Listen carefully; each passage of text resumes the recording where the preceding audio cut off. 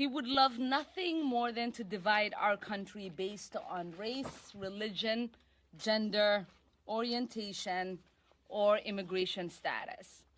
Because this is the only way he knows he can prevent the solidarity of us working together across all of our differences. Something that is causing real harm and devastation to our communities, we might uncover the truth.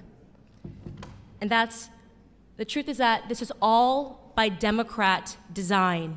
Our inner cities are all by Democrat design. Like Chicago, like Baltimore, and like Detroit, they have been run by Democrats for decades. Hold on. Just wow, did you hear that? Did you just hear what Ilhan Omar tried to pull there? She stands up, wraps herself in the language of unity and solidarity, and blames division on everyone else, as if her entire political career hasn't been built on slicing America into categories: race, religion, gender, immigration status. It's always somebody's fault, always some villain in the shadows.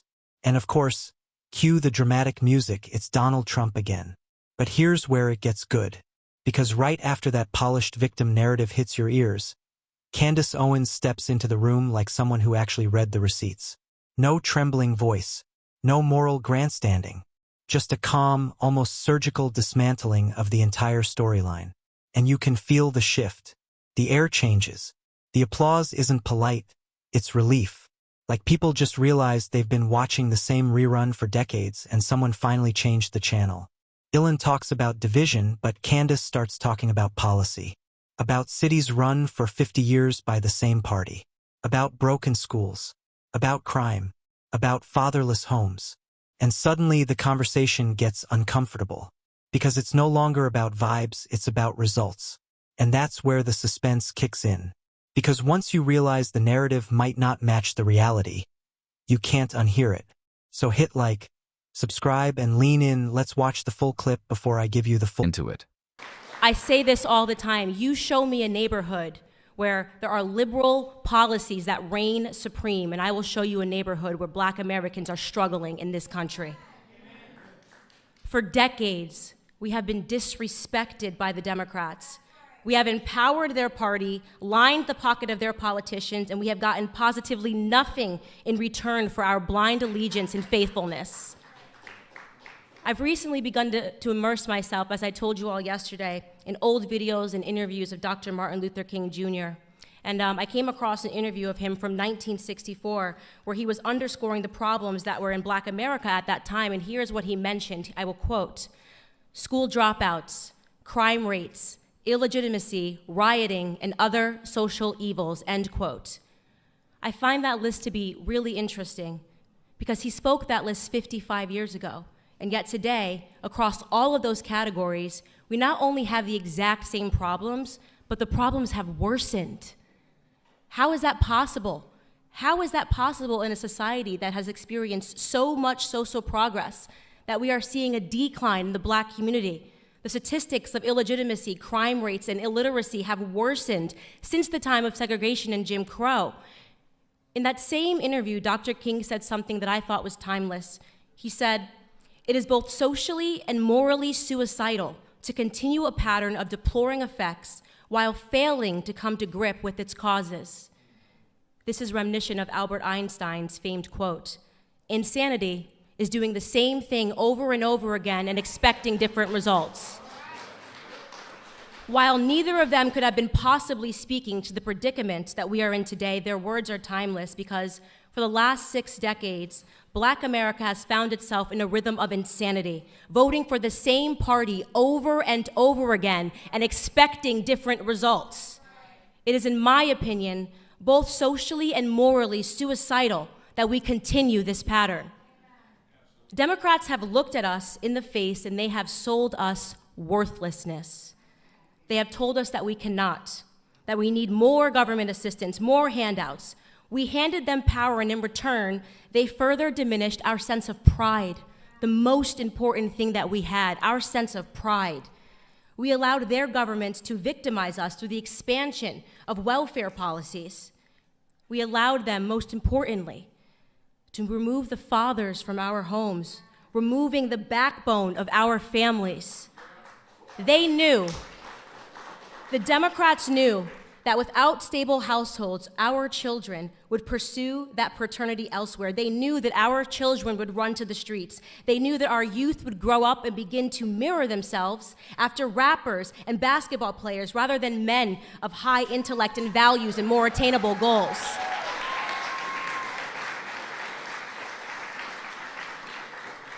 Their media took away the Jeffersons, they took away the Winslows, they took away the Huxtables, and they gave us love and hip hop. They knew exactly what they were doing. They were resetting our goals. But what they didn't know, what they could have never predicted, was that we might wake up to it one day.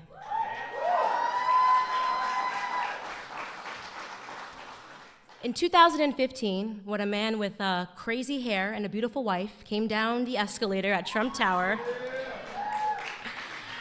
we were at the beginning of a shift, and I'll tell you honestly, I wasn't sure about him. I wasn't sure when he first came down the escalator. I said, isn't that the guy that says, you're fired? Is he really running for president? But then an incredible moment happened. In August of 2016 in Michigan, everything changed for me when that same man did something that I believe will forever be recorded in Black history as a turning point for our community.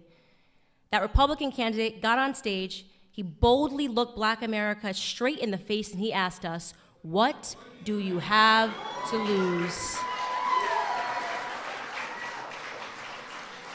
The courage of that moment, the courage for a man to challenge us to look around at our communities and to just acknowledge it, to be real, to be honest with ourselves, to acknowledge the filth of our communities and our inner cities, to acknowledge the state of our broken culture, our broken school system.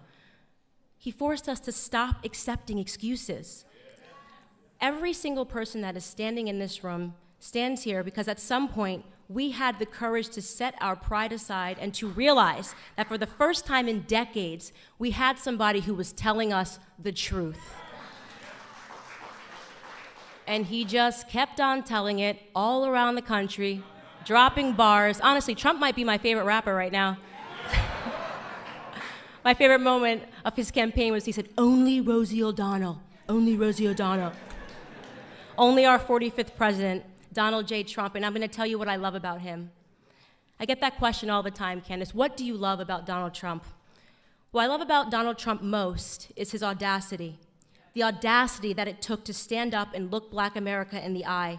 The audacity that it takes to call out these crooked Black Democrat politicians that have received billions in aid from our government and effectively stolen it from the struggling cities that they represent. The audacity to call out Elijah Cummings, the audacity to call out Maxine Waters, who lives, by the way, in a $6 million home outside of her own district. President Donald Trump has both the spine and the audacity to save Black America.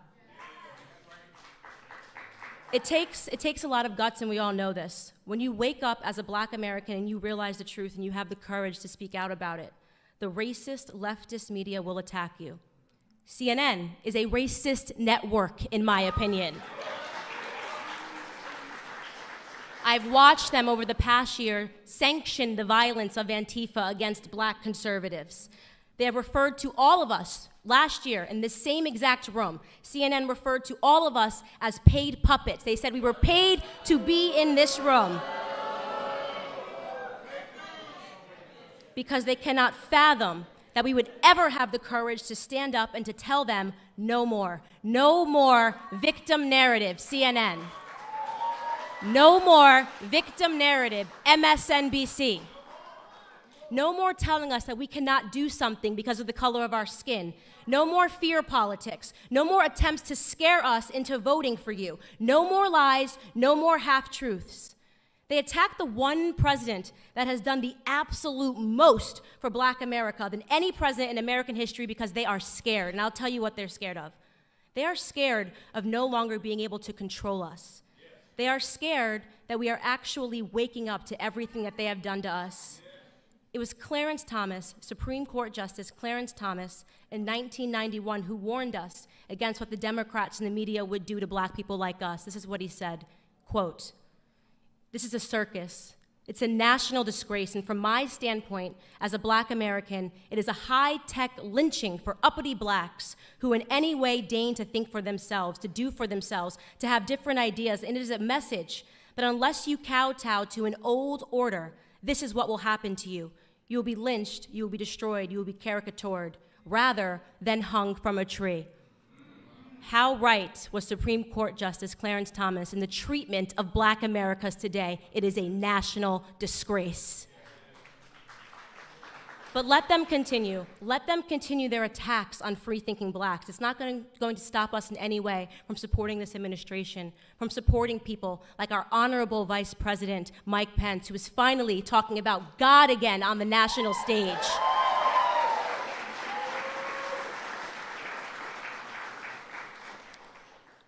President Trump views us as Americans, and the answer, of course, to that question is that we had absolutely nothing to lose from taking a chance on him, and now we're winning.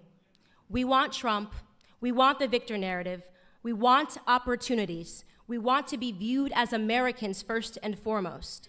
And you know, I rarely give him credit, but maybe former President Barack Obama said it best in his Harvard Law School paper when he wrote, "The American dream is to be like Donald Trump."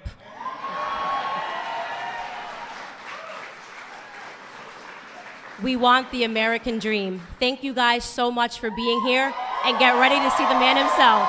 All right, that wasn't a speech. That was a demolition.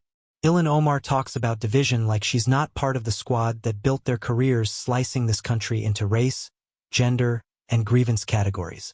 The irony is almost athletic.